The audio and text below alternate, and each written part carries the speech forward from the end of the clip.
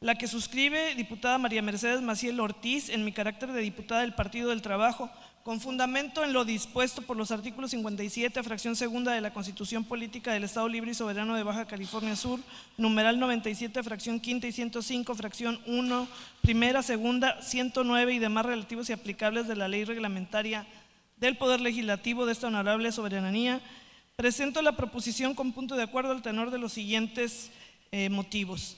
Actualmente y ante la pandemia del coronavirus, la Secretaría de Hacienda y Crédito Público y el Banco de México mantienen una estrecha vigilancia de lo que está pasando en los mercados internacionales, ya que, como es bien sabido, dicha pandemia del COVID-19 trae irregulares a las bolsas de valores y a los precios internacionales del petróleo y otros rubros que dependen invariablemente de un comportamiento financiero global. Es menester del Gobierno de la República de la Cuarta Transformación aplicarse en la elaboración de una ruta crítica que dé respuesta y que permita contener hasta donde se pueda la caída de nuestra economía derivada del pánico mundial que se ha visto reflejado en la Bolsa Mexicana de Valores, el tipo de cambio peso-dólar y las caídas de los precios internacionales de los combustibles. Quiero destacar y hacer un paréntesis que por primera vez y por decreto del presidente de la República, los costos de la gasolina en México han bajado. Quiero decirles que el día de ayer bajaron en algunos lugares hasta 10 pesos con centavos el litro de la gasolina, cosa que yo creo que más de 40 años que no lo habíamos observado y que es en beneficio de nuestra economía, de todas las mexicanas y los mexicanos. Gracias, presidente Andrés Manuel.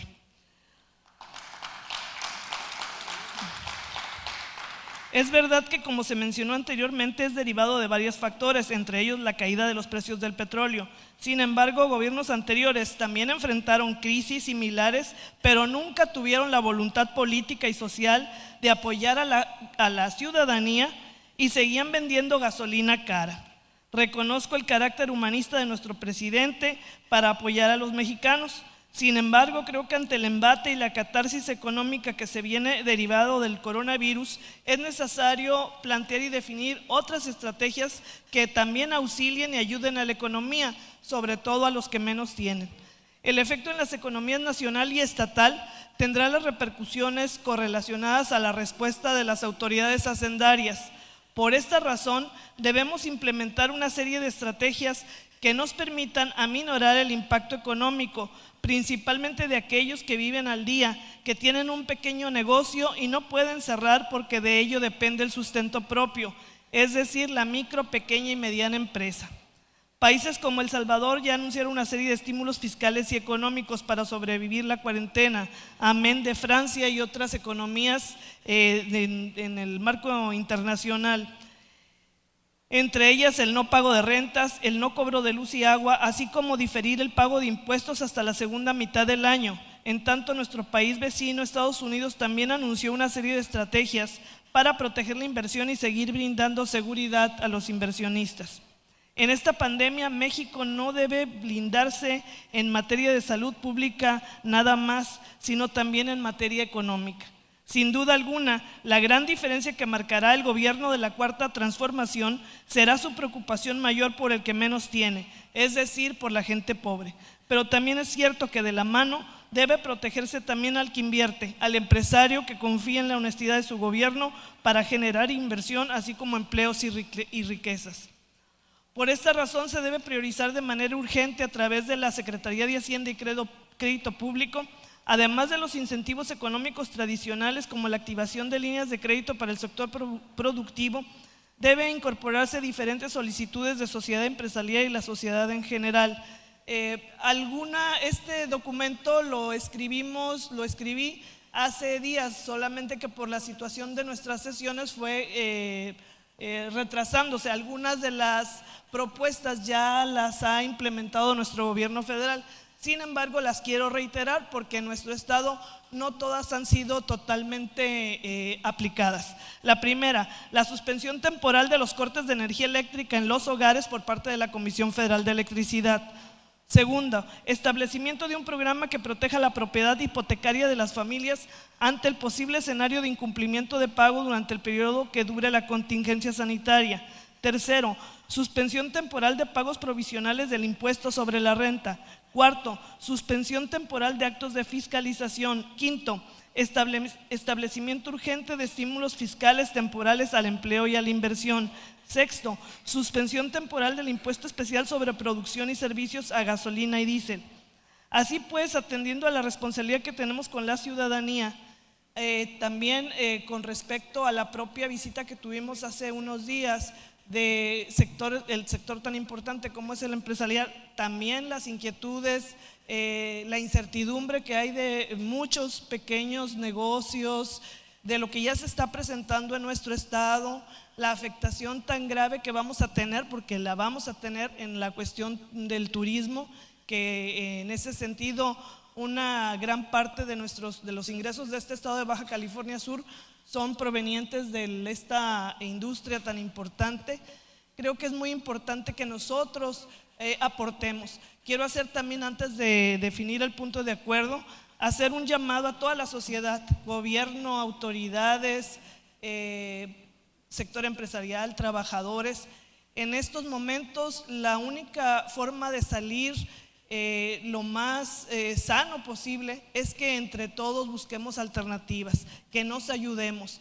Todos tenemos que dar de sí, todos tenemos que poner nuestra voluntad para escuchar y atender y ser empáticos con la situación del otro. Ayer me comentaban de una situación del caso de una persona que quisieron despedir, pero que le llevaron una renuncia firmada.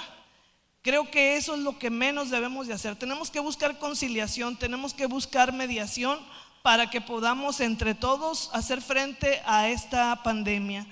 Yo creo que lo podemos hacer si tenemos esa actitud. Por todo lo cual, y espero también la reunión que mañana sostendremos, en donde vamos a ver algunas acciones más que este Congreso también debe de propiciar y empujar. Voy a hacer únicamente las propuestas en torno a 2 puntos.